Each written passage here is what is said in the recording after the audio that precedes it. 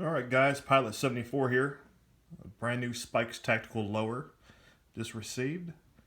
And it was plain. And I decided to add a little color. So this is how it turned out. Basically, Testors paint, a toothpick, about 10-15 minutes of your time. And there's the finished product.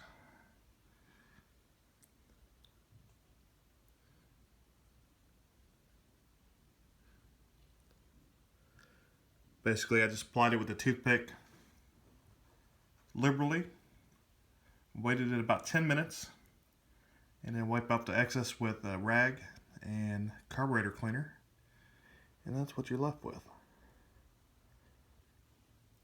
So, if you're looking for a Spikes Tactical Lower and can't find any color, do it yourself. Thanks for watching.